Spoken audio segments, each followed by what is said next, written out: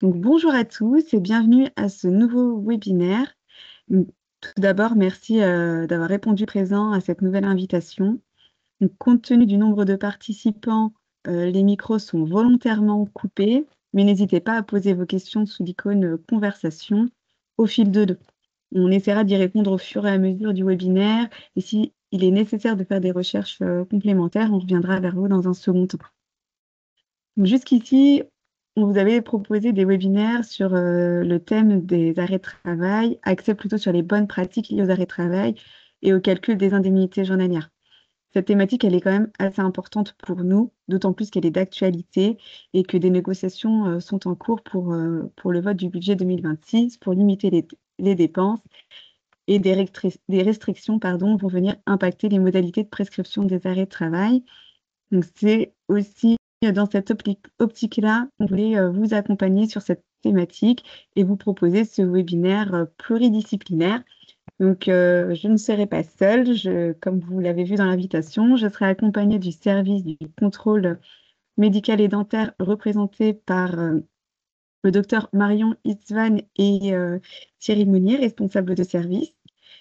On a également la présence du service de santé-sécurité au travail, représenté par le docteur Olivier Fauché, et le service d'action sanitaire et sociale, représenté par Hélène Seyé. Moi et moi-même, Kautar Sako, chargée de clientèle employeur sur la Vendée, mais vous me connaissez déjà pour m'avoir déjà vu dans certains webinaires. Donc, le principal objectif de ce webinaire, c'est de vous sensibiliser aux risques maladies, accidents du travail et maladies professionnelles, et à la prévention de ces risques-là pour préserver la bonne santé de vos salariés. On souhaite également vous accompagner pour permettre le maintien dans l'emploi de vos salariés dans de bonnes conditions et aussi de maîtriser les dépenses d'indemnités journalières sur ces risques-là. Donc, au programme, on va aborder les tendances et généralités autour des arrêts de travail. Ensuite, Hélène et Olivier évoqueront la prévention de la désinsertion professionnelle et les actions proposées par la MSA. Thierry et Marion vous présenteront le rôle et les actions du contrôle médical. Et enfin, Hélène vous présentera l'accompagnement du service de santé et sécurité au travail dans la gestion de ces risques-là. Donc, nous allons débuter par cette citation tirée du Conseil de l'Ordre des médecins pour définir et justifier le versement des indemnités journalières. L'indemnisation des arrêts de travail par les organismes d'assurance maladie et les assureurs, par le biais des indemnités journalières et des indemnités complémentaires, repose sur la constatation médicale de l'incapacité de travail effectuée par le médecin traitant. La prescription d'une période de repos notifiée est tout d'abord un acte thérapeutique destiné à un patient dont l'état de santé le requiert. Donc, nous allons aborder les tendances autour des arrêts de travail en vous présentant quelques chiffres. Il nous semblait important de vous partager ces chiffres-là pour vous montrer la croissance continue des dépenses liées à l'assurance maladie. Donc là, ce sont des chiffres qui reprennent tous les régimes confondus. Donc pour les arrêts maladie, les estimations des dépenses sont de 12 milliards d'euros et pour l'AT-MP, on est à 4 milliards d'euros. On est vraiment sur une augmentation du montant total des indemnités versées. On est à plus de 56% entre 2017 et 2022. À noter également qu'en 2022, 8 800 000 arrêts maladie ont été délivrés, ce qui n'est pas négligeable. Et qu'en est-il du coup du régime agricole? Sur l'année 2023, 55 600 salariés ont eu au moins un arrêt de travail, 75 973 arrêts de travail ont été prescrits, dont 88% d'entre eux étaient des arrêts maladie et 12% d'entre eux faisaient suite à un accident de travail ou une maladie professionnelle. Au total, la MSA donc, a versé 128,4 millions d'euros d'indemnités. À noter que ces chiffres ont été vérifiés en excluant toute la période liée à la pandémie Covid. Donc, déjà que la période Covid était une période assez importante avec beaucoup d'arrêts. Là, on les a exclus de ces chiffres-là et on constate quand même que les arrêts ne cessent d'augmenter au fur et à mesure du temps. C'est pour ça qu'il est aussi important de prendre en compte ces informations-là et de vous apporter des clés pour le bien-être aussi de vos salariés. Donc ces arrêts-là, la prescription d'arrêt, ça a un impact à 3 niveaux. On va retrouver un impact au niveau de l'entreprise qui subira une perte de productivité. Au niveau des salariés, c'est également l'expression de la dégradation de leur état de santé. Et pour la société, comme on l'a dit tout à l'heure, hein, ça constitue des dépenses assez conséquentes. On a effectué une étude par secteur d'activité pour vous donner un petit peu les répartitions et quelques données statistiques pour que vous ayez une visibilité hein, sur les arrêts et ce que ça représente, notamment pour le régime agricole. Donc, ici, ce tableau, il reprend les secteurs d'activité. Vous avez le nombre d'arrêts de travail, donc le nombre d'arrêts de travail prescrits, le montant versé par l'assurance maladie et l'indice de fréquence. On constate par exemple pour la production agricole, la sylviculture et l'aquaculture, ça représente 35% des salariés pour 21% des arrêts de travail. Et si on tient compte de l'indice de fréquence, pour la maladie, on est à 5,8 et pour la TMP, on est à 1,3. Au niveau national, l'indice de fréquence, il est à 9,2 pour la maladie. Et nous, donc là, la production agricole, on est à 5,8. Donc on est en dessous hein, de la moyenne nationale. Pour la TMP, la moyenne, elle est de 1,3. Donc on est similaire. En tout cas, ça montre bien, enfin là, vous avez de la visibilité hein, sur les autres secteurs d'activité, que la répartition varie en effet selon les secteurs d'activité et que les arrêts ne se traduisent pas de la même manière. Concernant la durée moyenne d'un arrêt maladie, pour les arrêts maladie, elle est de 38 jours et celle d'un accident de travail, maladie professionnelle, on est sur une moyenne de 60 jours. Cependant, pour les deux risques, le nombre d'arrêts de travail diminue en fonction de leur durée. Donc, pour les arrêts maladie de courte durée, de moins de 8 jours, ça représente 40% des arrêts pour seulement 28 pour la TMP. Et pour les arrêts de plus de 3 mois, on est à 10%, ça représente 10% des arrêts maladie contre 16% pour la TMP. Donc, nous vous mettons également à disposition l'étude effectuée par secteur d'activité. Moi, je vais m'attarder sur celle-là, parce que c'est celle qui nous intéresse le plus. Donc, c'est la production agricole, la sylviculture et l'aquaculture. En fait, dans ce tableau, on va distinguer les indicateurs relatifs aux arrêts de travail maladie dans la partie haute, donc en bleu clair, et dans le bleu un peu plus foncé, ce sont les indicateurs relatifs aux arrêts de travail faisant suite à un accident de travail ou une maladie professionnelle.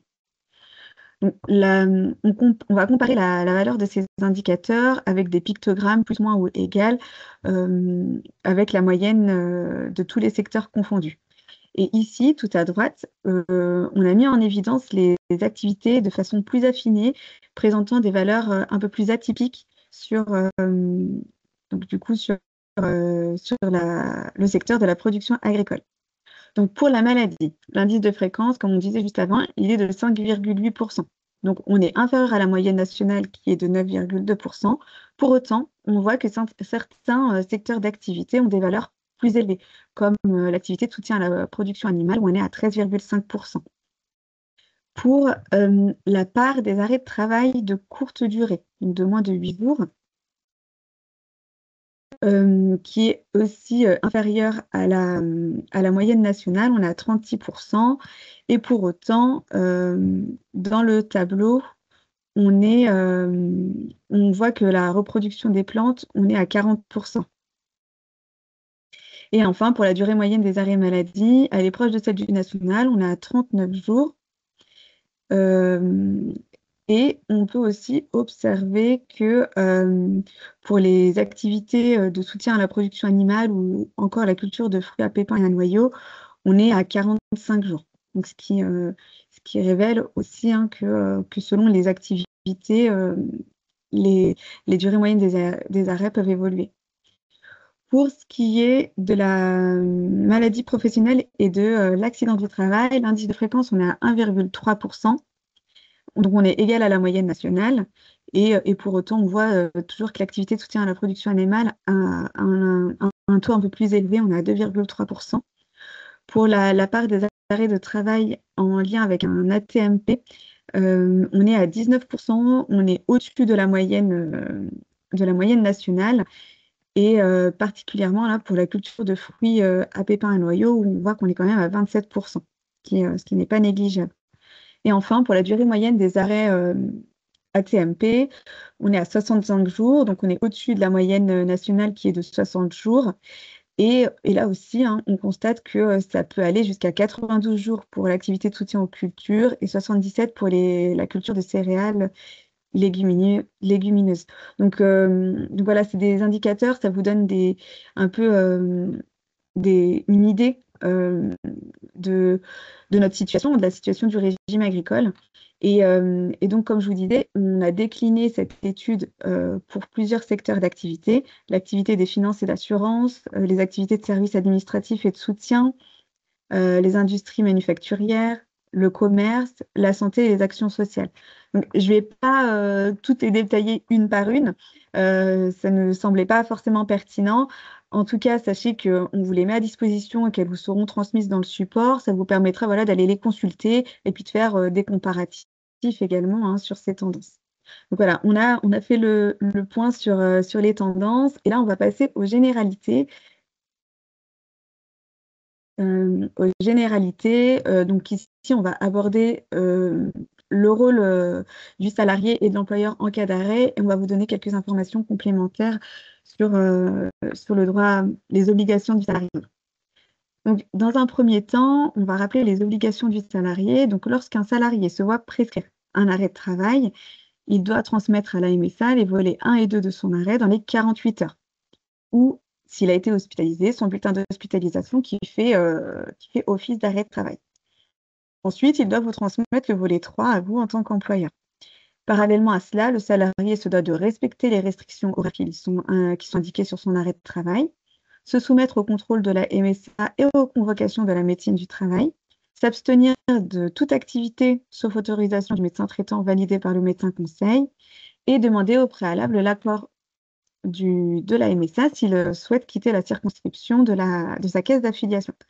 Ce point-là, on le détaillera un peu plus juste après. Pour information, donc en cas d'envoi tardif de son arrêt de travail, le salarié peut s'exposer à des sanctions. Ça peut être une diminution de ses indemnités, pardon, ou la suppression totale des IJ. Lorsque le cas se présente, le salarié va recevoir un premier courrier qui lui rappellera ses obligations d'envoi de son arrêt dans les 48 heures, et qui l'informera que si cela se reproduit, il peut se soumettre à des sanctions. De votre côté, vous, en tant qu'employeur, lorsque vous recevez le volet 3, vous devez effectuer la DSN événementielle sur le risque maladie, AT-MP ou maternité-paternité, et le signalement doit être fait au moment où vous avez connaissance de l'événement ou dans les 5 jours ouvrés. J'en profite également pour vous dire que le signalement est attendu même si l'arrêt est de 3 jours et que, en cas de subrogation, vous maintenez le salaire vous couvrez la carence. Dans le sens où, si vous êtes sûr que le salarié va reprendre au bout des 3 jours et que voilà, il reprend, tout va bien, vous ne faites pas de signalement, ça n'a pas d'impact. Mais admettons qu'il a un arrêt de travail de 3 jours, puis ensuite une hospitalisation ou une prolongation. Dans ce cas-là, l'absence du signalement attendu, du premier signalement peut être problématique dans le sens où on n'aura pas enregistré les données et qu'on n'aura pas encore calculé le droit aux IJ. Ça, en soi, c'est vrai que ça ne pose pas forcément de problème si vous le faites après, mais dans les règles, vous êtes quand même tenu de le faire dès lors que vous avez l'information d'un arrêt.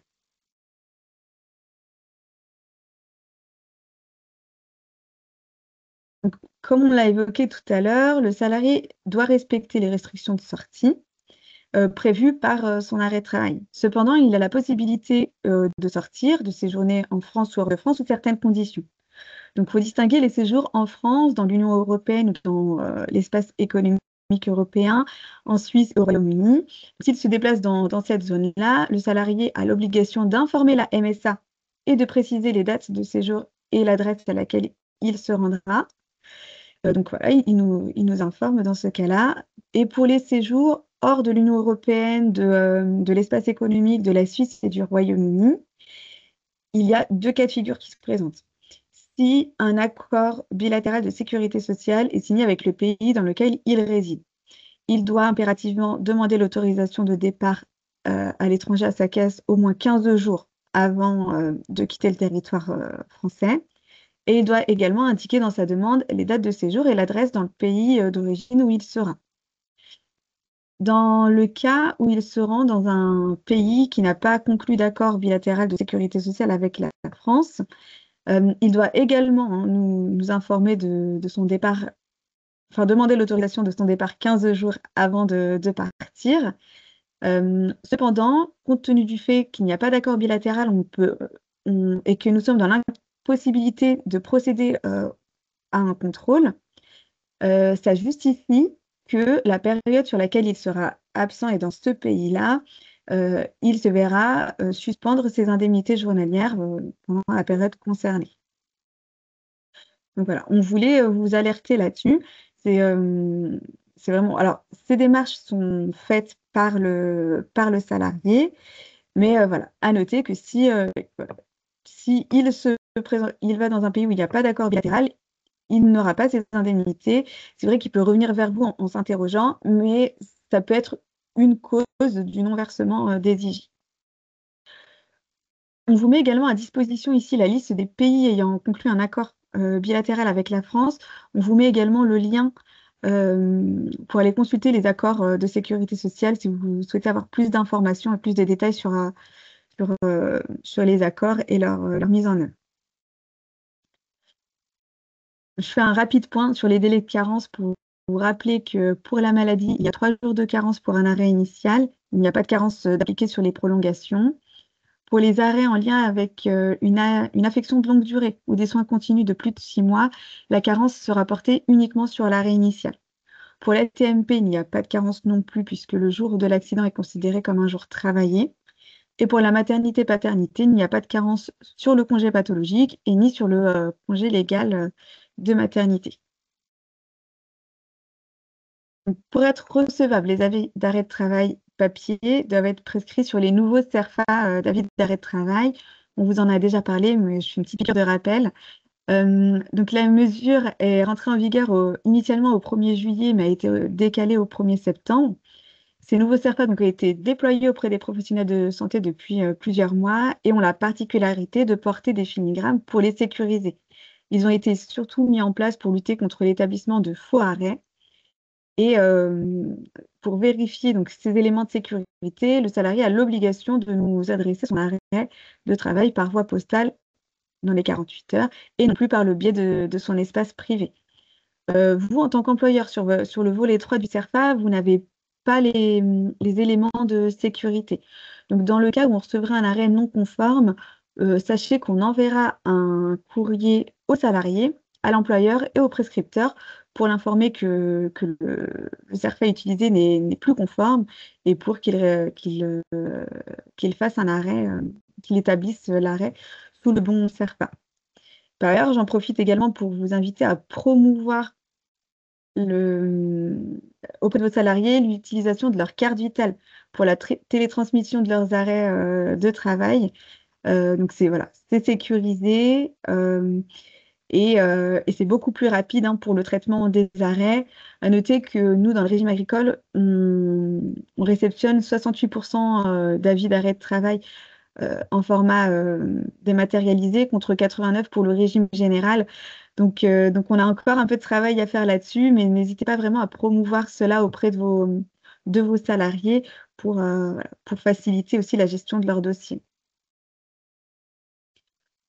Nous sommes parfois interrogés aussi sur les contrôles possibles des arrêts de travail des salariés et on trouvait intéressant aussi de vous informer des circuits existants.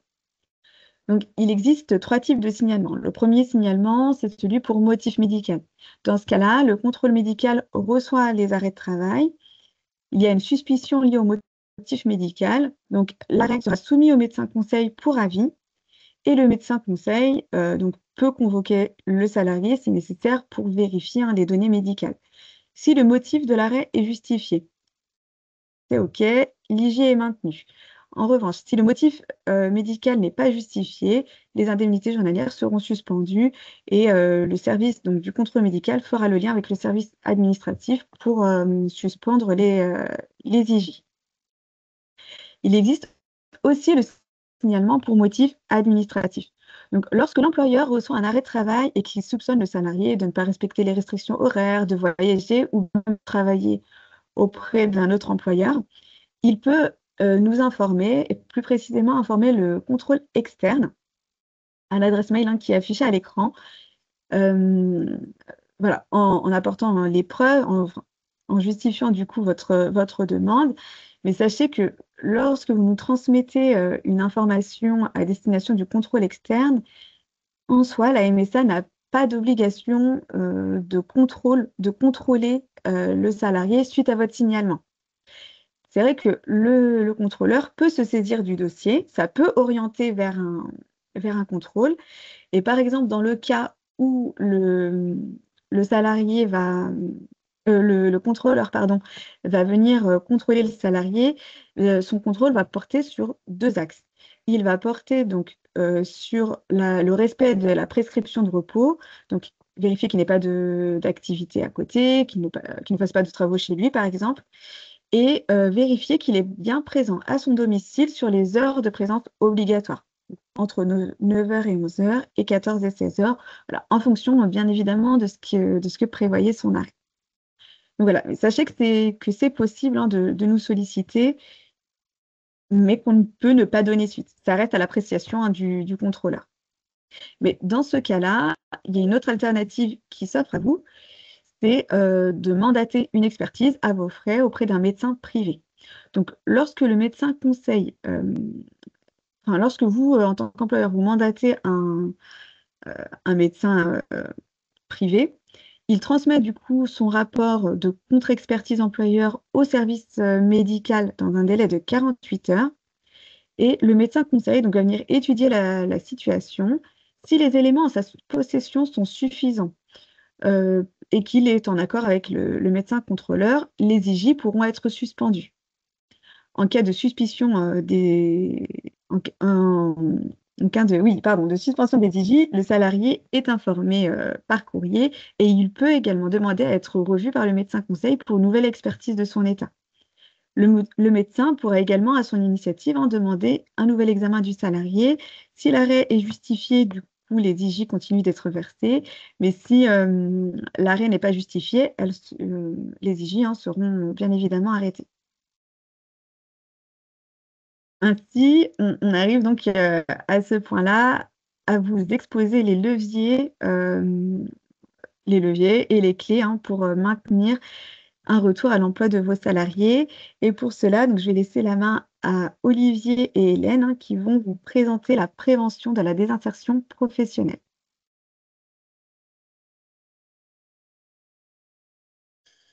Voilà, bonjour à tous, donc Olivier Fauchet, je suis l'un des 5 médecins du travail du service de santé au travail de votre caisse. On vous présente donc le parcours de la prévention de la désinsertion professionnelle. J'espère que vous voyez tous les slides. Donc la MSA, toutes les caisses, donc votre caisse, propose un parcours d'accompagnement qui mobilise donc l'ensemble des services du guichet unique. Donc l'ensemble des services, donc c'est le service de santé au travail, c'est le service de l'aide sociale et sanitaire, l'aide sociale, pardon, je viens d'avaler un moucheron, et puis le service médical. Donc on propose notamment un accompagnement individuel, pluridisciplinaire aux adhérents qui sont en risque de désinsertion professionnelle.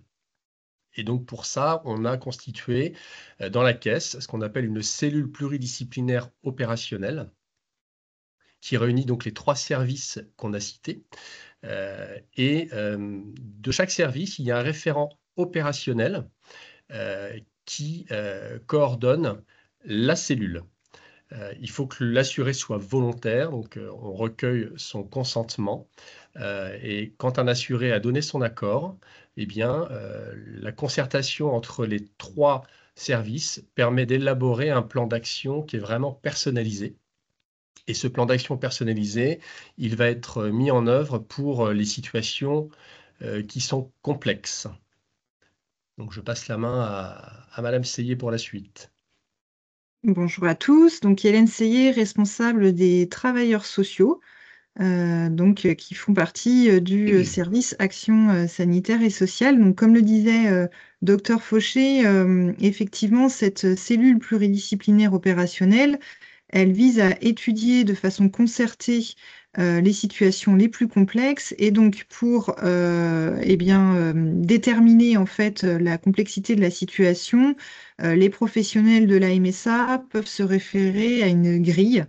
Donc là, bon, ça va être un peu notre jargon, mais voilà, en gros, ce qu'il faut retenir, c'est qu'il y a 4 niveaux, T0, T1, T2, T3, qui permettent de qualifier en fait chacune des situations.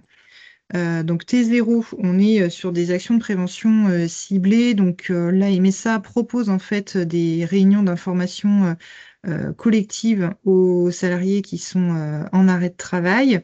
Le service santé-sécurité du travail propose aussi des actions collectives.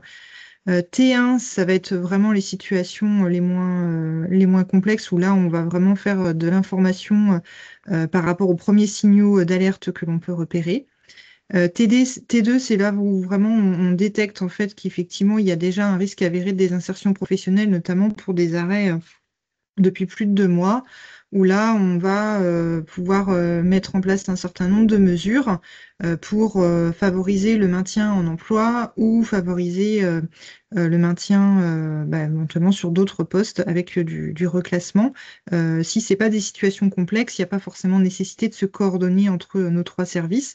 Et les situations les plus complexes, eh bien, ce sont les situations pour lesquelles vraiment on a besoin de se concerter entre le médecin du travail, le médecin conseil, le travailleur social pour déterminer donc un plan d'action et agir de façon préventive en faveur du salarié qui est en arrêt de travail.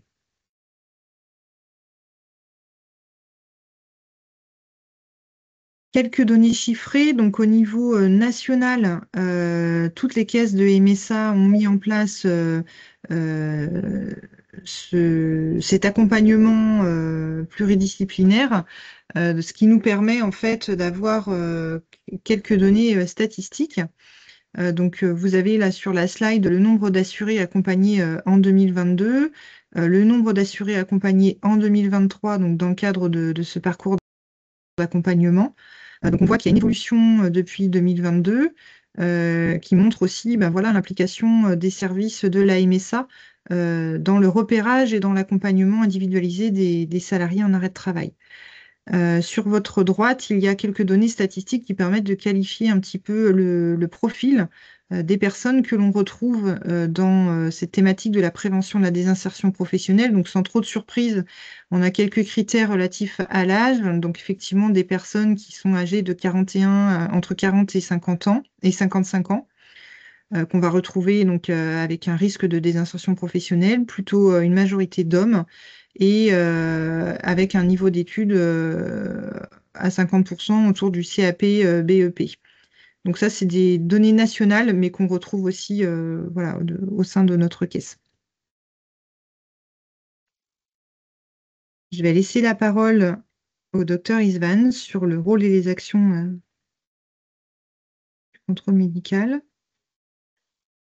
Donc moi, je suis le docteur Marion Isvan, je suis médecin conseil au sein de la MSA Loire-Atlantique Vendée avec 3 autres confrères médecins conseil et un dentiste conseil aussi dans le service. Donc je vais commencer par vous présenter le rôle et les actions du contrôle médical. Donc l'équipe du service du contrôle médical donc mène des actions de prévention des insertions professionnelles en lien avec le service social et service santé au travail, comme déjà un peu décrit à l'instant. Plus spécifiquement sur le rôle du médecin conseil, donc nous on reçoit les salariés agricoles et les non-salariés agricoles dans deux types de situations. En arrêt de travail, donc c'est notre sujet aujourd'hui, et percevant des indemnités journalières pour évaluer la justification de l'arrêt. C'est sur ça qu'on donne notre avis. Et dans l'autre situation, mais dont on ne parlera pas aujourd'hui, mais dans le cas de demande de prestation, en dehors d'une situation d'arrêt de travail. Donc l'expertise du médecin conseil, elle porte sur le médico-social, mais au niveau individuel. Donc sur le plan médical, nous on statue sur ce qu'on appelle la stabilisation de l'état de santé. Donc ça veut dire est-ce que l'état de santé est-ce qu'on juge qu'il est amené à évoluer et est-ce qu'il nécessite toujours des soins actifs? Et donc c'est ça qui nous permet de juger de la justification de l'état de l'arrêt de travail, la poursuite de l'arrêt de travail. Une fois que l'état de santé, on considère qu'il est stabilisé, donc il y a une fin d'arrêt de travail qui s'entrevoit. Dans ces cas-là, soit le salarié il reprend le travail, voilà, donc on se coordonne avec le service de santé au travail et le service social. Ou alors, s'il n'est pas en capacité de reprendre son travail comme dans les mêmes conditions qu'avant. Dans le cadre d'un arrêt maladie, on peut amener à statuer sur l'éventualité d'une incapacité de travail, donc c'est ce qu'on appelle l'invalidité. Et dans le cadre d'un accident de travail ou d'une maladie professionnelle, on est amené à statuer sur d'éventuelles séquelles par un taux de séquelles qu'on appelle le taux, donc c'est un peu du jargon aussi, mais le taux d'IPP, d'incapacité permanente partielle. Donc tout ça, ça tourne toujours autour de l'idée, est-ce que l'arrêt de travail est toujours justifié? Est-ce que l'état de santé du salarié est stabilisé ou non? Et donc cette mission-là, elle s'articule avec des échanges avec le service social, le service de santé au travail, pour un accompagnement socio-professionnel. Je vais te passer la parole, Thierry, pour la suite. Merci. Donc, moi, je suis Thierry Monnier, je suis le responsable administratif du service contrôle médical, contrôle dentaire. Pour illustrer ce que vient de vous présenter le docteur Isvan, je vais vous présenter quelques actions qui sont confiées au contrôle médical. Donc, sur les actions concernant les arrêts de travail, on ne voit pas tous les dossiers, évidemment, en termes d'arrêt maladie. Ce qui nous est confié et avis à donner, ce sont des arrêts de travail maladie de plus de 45 jours. On a également, suivant les pathologies qu'ont à étudier les médecins conseils, et après l'avis qu'ils ont émis, on met des échéances pour pour revoir certains dossiers. Donc là, c'est le médecin conseil qui détermine, je veux revoir le dossier dans 3 mois si l'assuré est toujours en arrêt de travail. Donc ça s'échelonne dans le temps également comme ça. On a ce que vous connaissez forcément également, les droits administratifs tels que le délai triennal hein, pour une personne qui est en arrêt de jusqu'à 3 ans pour la même pathologie ne peut plus recevoir d'annuité journalière. Donc nous, on doit voir au niveau du contrôle médical les dossiers à peu près 6 mois avant pour voir quelles suites sont à donner et surtout la sortie des fins d'IJ pour ces assurés-là. Sur une action que je qualifierais plus de gestion du risque, on a également des contrôles des arrêts de travail répétitifs. Alors, qu'est-ce qu'un arrêt de travail répétitif pour la MSA? C'est sur une durée de 9 mois, si un assuré a eu 4 arrêts indemnisés. Donc, les médecins conseils sont avertis hein, de ces dossiers-là et décident si le dossier doit être indemnisé sur un nouveau dossier qui serait un nouvel arrêt qui arriverait à la caisse. Cette action-là a pour objectif, bien sûr, de repérer des situations qui peuvent être qualifiées d'abusives, où là, le médecin conseil peut déterminer qu'il n'y aura plus d'IJ.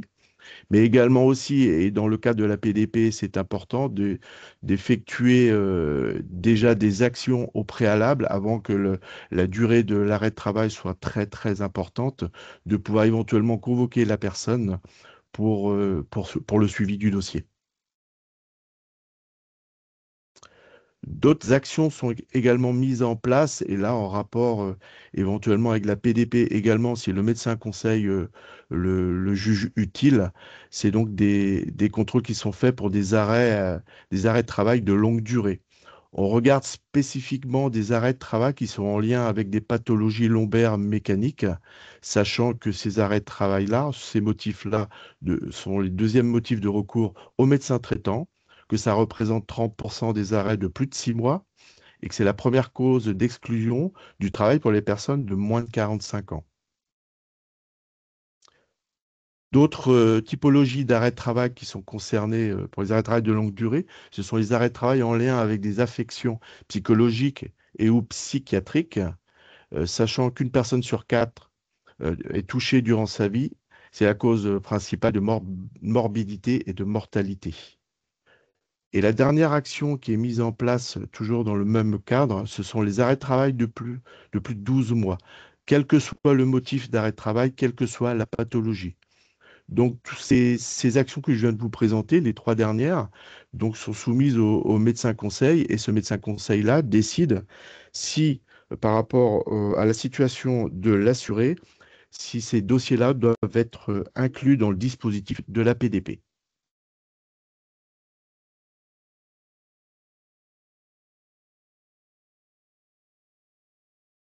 Donc après, je pense qu'on a la Oui, merci suite pour Thierry. l'accompagnement. Voilà. Et c'est Olivier qui va prendre la main. Donc, suite à ce que vient de vous présenter Monsieur Monnier, il y a donc effectivement, comme on vous l'a dit, des liens qui sont faits entre nos différents services. Et donc, nous, le service de santé au travail, on a dans nos missions, la mission principale, ça c'est le cadre réglementaire qui le rappelle, d'éviter toute altération de la santé des travailleurs du fait de leur santé. Et on a une mission secondaire qui a été rajoutée depuis la dernière réforme, qui est la contribution à la réalisation d'objectifs de santé publique. Donc on va surtout s'attacher là à ce qui concerne la prévention de la désinsertion professionnelle. Donc cette slide, elle sera dans le document support que vous aurez, vous pourrez en prendre connaissance tranquillement. Donc ce qu'on propose au niveau du service de santé au travail, donc dans le cadre du maintien en emploi et de la prévention de la désinsertion professionnelle, c'est de coordonner en lien avec les différents professionnels de santé de notre équipe pluridisciplinaire, donc les infirmiers en santé au travail notamment, coordonner et participer à l'adaptation des postes. Donc l'un des premiers éléments sur lesquels on peut jouer, c'est effectivement l'analyse, l'observation du poste de travail de vos salariés, des conditions de travail, pour voir ce qui peut être mis en place pour trouver des éléments de compatibilité avec son état de santé, que ce soit la santé physique ou la santé mentale. L'objectif, c'est donc de préserver le maintien dans l'emploi, donc permettre aux salariés de rester dans l'entreprise. L'aménagement de poste que vous voyez donc dans l'encadré, c'est l'un des éléments qu'on va faire en lien directement avec l'entreprise. Le médecin du travail coordonne donc un ensemble d'acteurs du maintien en emploi. L'ensemble des acteurs, ils sont très nombreux. Bien évidemment, il y a le salarié, il y a l'employeur, il y a les professionnels du soin, il y a tous les acteurs du guichet unique de la MSA dont on a parlé, il y a les Cap Emploi, par exemple, et un travail de coordination au sein des cellules pluridisciplinaires opérationnelles dont on a parlé tout à l'heure nécessite souvent du temps pour définir un plan d'action qui va permettre le maintien en emploi. Dans l'encadré à droite, vous voyez donc différents dispositifs qui nous permettent de rencontrer les salariés en situation de risque de désinsertion professionnelle, en arrêt de travail prolongé, comme vous l'a présenté M. Monnier. Et vous voyez par exemple que la visite de pré-reprise est indiquée. Cette visite de pré-reprise, elle peut être tout à fait faite à la demande, par exemple, du médecin conseil du service médical, qui peut nous envoyer une fiche de liaison lorsqu'un arrêt de travail dure longtemps ou s'il y a eu un questionnement possible sur du lien avec le travail, sur des conditions de travail, ou sur une inquiétude sur la capacité du salarié à continuer son poste. La visite de pré-reprise, elle peut être demandée également par le médecin traitant, ou elle peut être également demandée par le médecin du travail directement, qui peut également être informé par le service social d'une difficulté, mais dans ce cas-là, c'est le salarié qui peut nous faire une demande directe. Le rendez-vous liaison, ça c'est un dispositif qui est intéressant, qui permet à un employeur de rencontrer son salarié au cours d'un arrêt de travail, à condition que cet arrêt ait duré au minimum 30 jours. Donc un arrêt en cours qui dure plus de 30 jours, un employeur a la possibilité de proposer un rendez-vous liaison avec son salarié dans un objectif de prévention de la désinsertion professionnelle.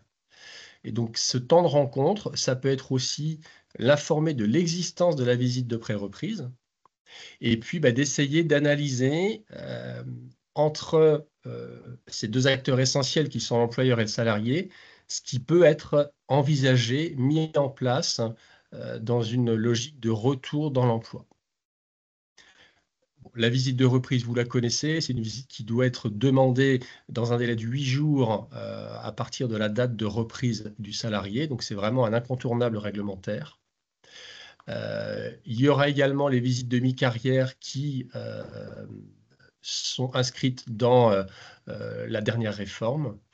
Et les visites à la demande, ce sont des visites qui peuvent être effectuées à la demande de l'employeur quand l'employeur a un questionnement sur un risque pour son salarié. Il faut que le salarié, dans ce cas-là, soit vraiment au poste.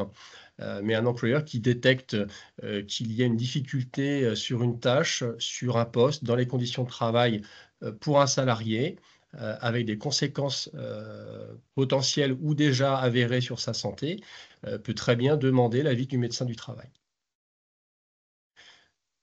Nos missions sont aussi donc le conseil des employeurs, des salariés, des représentants du personnel, toujours dans une logique de prévention de la désinsertion professionnelle, de maintien en emploi.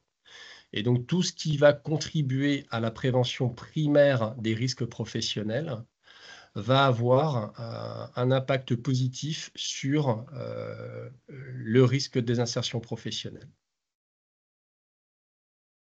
Toutes les missions des services de santé au travail sont inscrites dans la loi et le service de santé au travail a eu la certification de niveau 1, puisqu'il y a un processus de certification et d'agrément par l'ADRETS qui est obligatoire pour tous les services de santé au travail de tous les régimes. Je repasse la main à Madame Seyé. Donc l'accompagnement proposé par le service social de la MSA, donc le service social en MSA Loire-Atlantique Vendée, il est composé de 9 travailleurs sociaux sur chaque département, donc 9 travailleurs sociaux en Loire-Atlantique, 9 travailleurs sociaux en Vendée. Ils sont répartis sur l'ensemble, par secteur, en fait, sur l'ensemble des 2 départements. Ils peuvent proposer des visites à domicile, des rendez-vous sur des bureaux, sur les secteurs au plus près du domicile des personnes, ou bien au siège aussi de la MSA à La Roche-sur-Yon ou à Saint-Herblain. Nous sommes un service social spécialisé, c'est-à-dire avec des missions bien spécifiques. Donc les travailleurs sociaux accompagnent les actifs agricoles, les exploitants et les salariés agricoles. Pour les salariés agricoles, puisque donc c'est le public qui nous intéresse pour ce webinaire, on accompagne dès lors qu'il y a une problématique de santé et que ce problème de santé va venir poser la question du maintien en emploi. Donc le travailleur social va pouvoir proposer un accompagnement comme vous pouvez le voir ici, pour des salariés qui peuvent être en arrêt de travail de longue durée, mais ça peut être aussi des salariés qui ont une problématique de santé et ce problème de santé pose la question du maintien au poste de travail. L'accompagnement social, il se fait toujours avec l'accord de la personne. Donc ça, c'est quelque chose qui est important à retenir, c'est qu'on intervient toujours avec l'accord de la personne, puisqu'il faut que la personne, elle soit actrice aussi dans son projet d'accompagnement. Il y a un suivi régulier qui est fait donc, pour évaluer la situation de l'assuré. On va pouvoir l'accompagner sur des projets de maintien en emploi en se concertant donc avec la médecine du travail et le médecin conseil sur des préconisations autour de l'adaptation du poste de travail. On va pouvoir donner de l'information sur les droits au niveau des rentes invalidité ou incapacité, donner des informations sur les indemnités journalières. On peut débloquer aussi des aides financières spécifiques qui sont prises sur notre fonds d'action sociale, qui peuvent être diverses et en fonction de la situation de chaque salarié. Certaines aides financières passent en commission sociale, donc avec un petit comité de 4 élus de la MSA qui décident ou non de l'attribution de ces aides financières et donc qui sont soumises à évaluation du travailleur social. On peut attribuer notamment, pour donner un exemple, des aides à la gestion des dépenses liées à la santé. Donc, quand il y a des aides qui sont des soins pardon, qui sont médicalement justifiés, mais pas ou peu remboursés par la sécurité sociale, eh bien, il y a des aides complémentaires qui peuvent être attribuées lorsqu'il y a des difficultés financières notamment. Depuis quelque temps, on a aussi beaucoup développé d'actions en faveur de la prévention du mal-être des actifs agricoles et on a notamment conventionné avec des psychologues sur les 2 départements. Donc on peut proposer aussi des séances de soutien psychologique pris en charge intégralement par la MSA. Donc on peut venir financer 10 séances, jusqu'à 10 séances de soutien psychologique.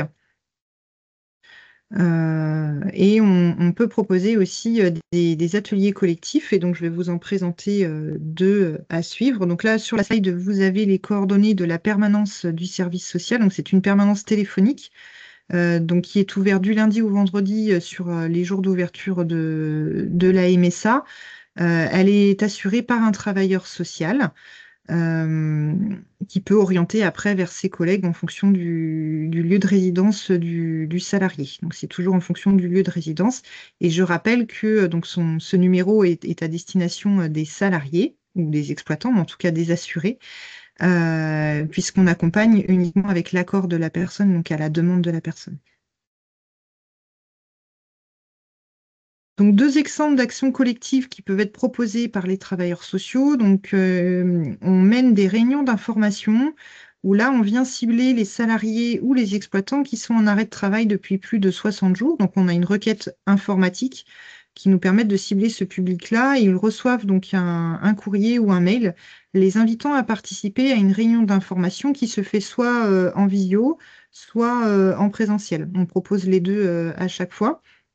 Et donc là, le travailleur social va pouvoir donner des informations sur l'arrêt de travail, l'indemnisation et les dispositifs de maintien en emploi qu'on vient d'évoquer.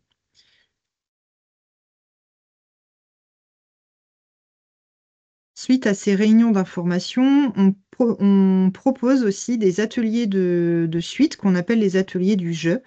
Ce sont des actions de remobilisation qui visent à accompagner les salariés pour mieux vivre la période de l'arrêt de travail et se remobiliser. Donc là, on cible des salariés qui sont en arrêt depuis plus de 2 mois, puisqu'on a identifié que c'était un critère de fragilité et avec un risque élevé de désinsertion professionnelle.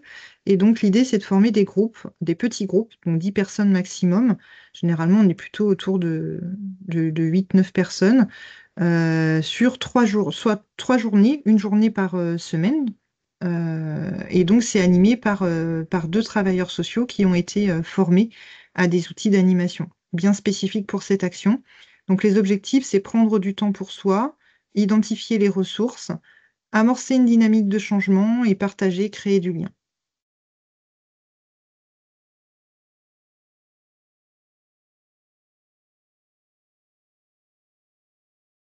Et la dernière action qui est menée par le service social, c'est une action collective également qui s'appelle l'Avenir en soi, qui est proposée une fois par an sur chaque département, qui vise à accompagner des exploitants ou des salariés agricoles qui traversent une période de changement. Alors, il peut y avoir différents motifs. Ça peut être une difficulté personnelle, une difficulté de santé, ça peut être une difficulté professionnelle, ça peut être une séparation, un décès. Enfin, on a voilà, tout ce qui induit en fait à un moment donné une période de changement dans notre vie. C'est aussi des petits groupes de 12 personnes maximum. Et là, c'est une action qui est plus longue, qui se déroule sur 8 séances, au titre à peu près d'une séance par semaine, animée également par des travailleurs sociaux qui ont été formés spécifiquement à cette action, il y a des outils également spécifiques. Donc, ce dispositif, il permet de faire le point sur les compétences, l'expérience pour surmonter la période difficile et reprendre confiance. L'idée, c'est de se dire, tout à chacun, on a acquis dans notre vie personnelle ou professionnelle des compétences et c'est de pouvoir faire un point sur ces compétences. Alors, ce n'est pas un bilan de compétences, hein, il y a différents outils, mais là, c'est pour faire un point voilà, sur un petit peu les ressources que l'on a et de les mettre à profit pour travailler et affronter cette période de changement.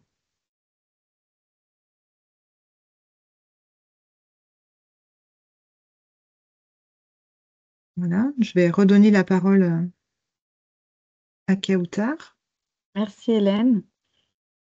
Merci, merci à tous les intervenants pour ces informations et ces précisions. On, on a évoqué pas mal de choses, hein, pas mal d'éléments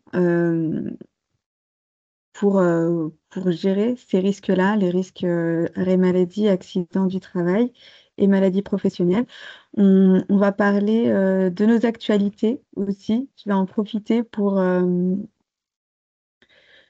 vous faire, hop là, pardon, hop là, pour vous rappeler que dans le cadre de la quinzaine santé mentale, on vous propose une conférence, on propose une conférence aux dirigeants et managers intitulée donc l'AQVT en finir avec les conneries.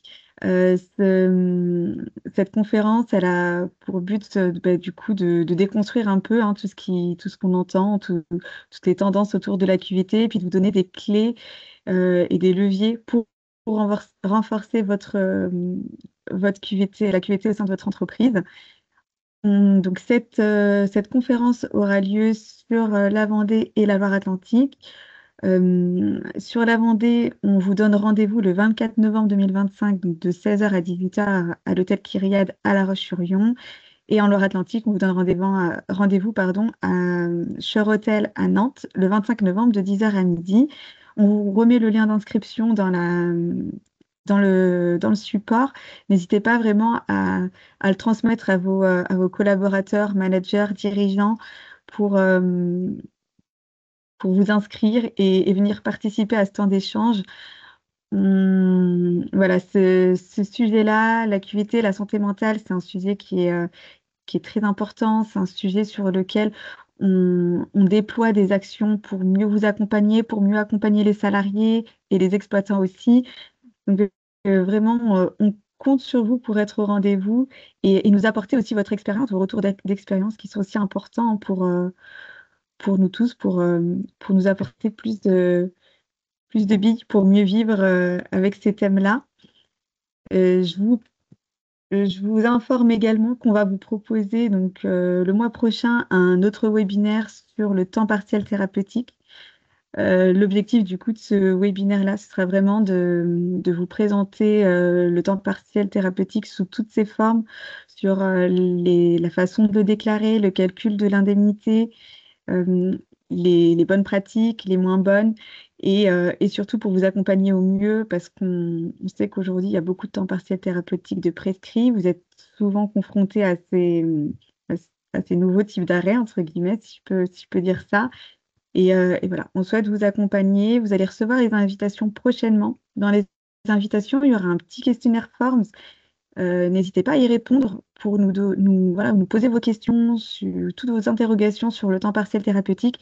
Ça nous permettra d'enrichir aussi notre contenu et de balayer un peu tous les points un peu crispants qu'on pourra débloquer voilà. Toujours, notre objectif, c'est de mieux vous accompagner et, voilà, et puis de conserver ces temps d'échange qui sont quand même précieux pour nous. Je regarde s'il y a d'autres questions qui sont dans le fil. Si vous avez des questions, n'hésitez pas à les poser. Il nous reste quelques minutes, donc n'hésitez pas à les poser. Pour les questions qui ont été posées dans le fil de discussion, elles ont toutes été répondues, il me semble. Et donc, s'il n'y a pas d'autres questions, écoutez, je vous remercie encore une fois pour votre présence, pour votre assiduité. On est heureux à chaque fois de vous retrouver sous ces formats-là. Je vous mets également dans le support un questionnaire de satisfaction.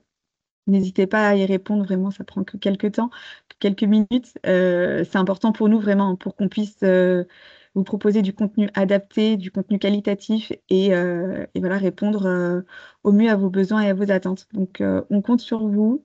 Pour information, le webinaire sera mis en replay sur notre chaîne YouTube, donc MSA Loire-Atlantique Vendée, et on vous enverra prochainement le support pour que vous puissiez également l'avoir sous la main. Donc voilà, écoutez, merci à tous, je vous souhaite une bonne journée et puis à très vite.